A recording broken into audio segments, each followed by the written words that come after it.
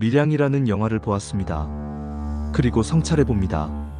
비그리스도인의 눈으로 영화 밀양을 마주했을 때 가장 먼저 떠오르는 감정은 깊은 부조리함과 불편함일 것입니다.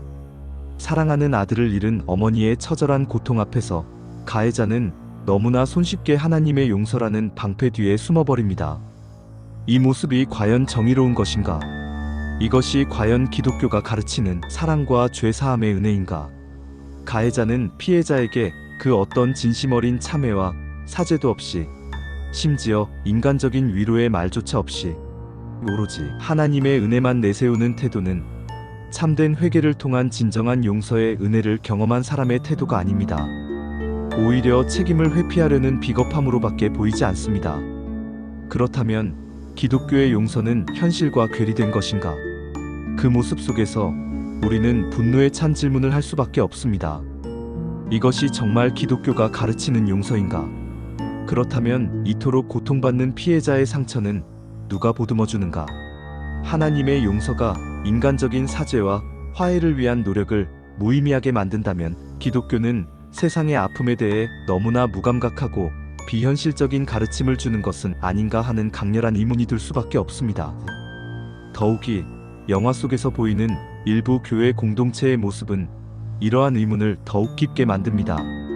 피상적인 위로와 섣부른 용서를 강요하는 모습, 개인의 깊은 슬픔과 분노를 종교적인 틀 안으로 억지로 끼워 맞추려는 태도는 오히려 상처 입은 영혼을 더욱 외롭게 만들고 신앙에 대한 반감을 불러일으킬 수 있습니다.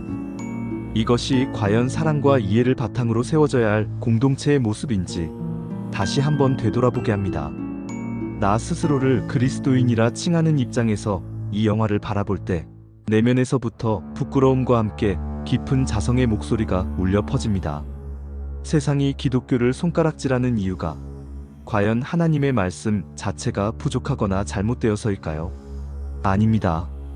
문제는 바로 우리 그리스도인들이 하나님의 말씀을 올바로 배우지 못하였거나 혹은 제대로 배웠으나 그 배운 대로 살아내지 않거나 못하고 있기 때문이라고 할 수 있습니다. 예수 그리스도의 십자가는 값없이 주어지는 하나님의 놀라운 은혜이지만 그 은혜는 값싼 면죄부가 아닙니다. 죄의 심각성을 깨닫고 진심으로 회개하며 자신의 잘못으로 인해 고통받는 피해자에게 참회의 용서를 구하고 화해를 이루려는 노력이야말로 하나님의 은혜를 진정으로 경험한 자의 마땅한 태도입니다. 오늘날의 단위로 보면 한 10억쯤의 빚을 탕감받은 자가 자기에게 100만 원 정도 빚진 동료를 용서하지 않고 옥에 가두었다는 예수님의 비유를 통해서 오늘날 우리 그리스도인들의 모습 속에 여전히 남아있는 어둡고 왜곡된 신앙의 그림자를 보여주는 듯합니다. 입술로는 하나님의 사랑과 은혜를 외치지만 정작 삶 속에서는 작은 이해 타산에도 쉽게 분노하고 용서하지 못하는 우리의 모습은 세상 사람들에게 위선적으로 비칠 수밖에 없습니다. 영화 밀양은 바로 이러한 우리의 모순적이고 왜곡된 용서와 사랑의 모습을 날카롭게 지적하며 진정한 용서의 의미를 다시 한번 되새기도록 촉구하는 메시지를 던진 것으로 보여집니다. 오늘날 그리스도인들의 입술에는 사랑과 은혜의 말이 넘쳐납니다. 하지만 정작 삶 속에서는 사랑과 용서의 흔적을 찾아보기 어려울 때가 많습니다. 영화 밀양은 어쩌면 이러한 안타까운 현실을 반영한 건지 모릅니다. 형식적인 예배와 피상적인 믿음은 마치 껍데기만 남은 열매와 같습니다. 진정한 신앙은 삶으로 드리는 예배자의 삶과 이웃을 향한 사랑과 용서의 실천을 통해 완성됩니다.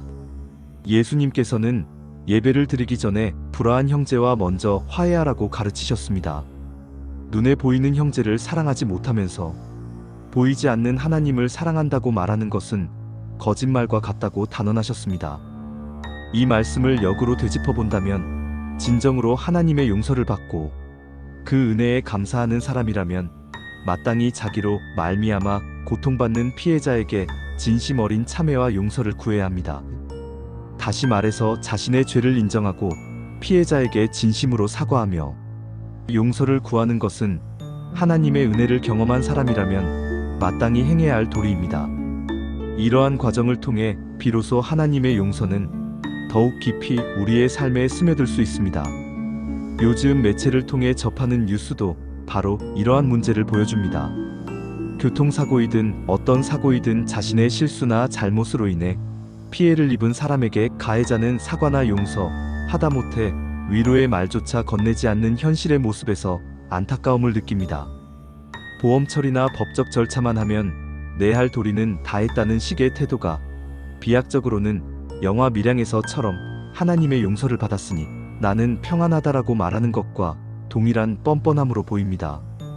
균형의 관점에서 볼 때 영화가 마지막 부분에서 참된 용서의 은혜의 깊이를 깨달은 가해자가 피해자에게 진심으로 참회하며 용서를 구하는 장면이 있었더라면, 또한 피해자가 깊은 고통 속에서도 하나님의 위로와 은혜를 경험하며 상처를 극복하고 일어설 수 있는 희망적인 결말을 보여주었더라면 비그리스도인에게나 그리스도인에게도 기독교의 긍정적인 가치와 용서의 은혜를 깊이 있게 전달할 수 있었을 것이라는 아쉬움이 있습니다. 결국 영화 밀양은 우리 그리스도인들에게 깊은 성찰을 요구한 것으로 이해됩니다. 우리 그리스도인의 믿음은 과연 삶으로 증명되고 있는가? 우리는 진정으로 하나님의 사랑과 용서를 깨달아 이웃에게 실천하고 있는가? 형식적인 예배에 머무르지 않고 삶의 모든 영역에서 하나님을 예배하는 진정한 예배자로 살아가고 있는가? 이제 우리는 입술의 고백을 넘어 삶으로 하나님의 사랑과 용서의 은혜를 증명해야 할 때라고 믿어집니다. 겸손히 자신의 죄를 인정하고 회개하며 먼저 손을 내밀어 용서와 화해를 구하고 조건 없이 용서하는 삶을 살아갈 때 세상은 비로소 우리 그리스도인을 통해 하나님의 참된 사랑과 은혜를 발견하게 될 것입니다. 영화 밀양이 던진 묵직한 질문 앞에서 우리 모두 그리스도인으로서의 삶을 다시 한번 점검하고 더욱 성숙하고 진실한 믿음의 길을 걸어가도록 결단해야 할 것입니다.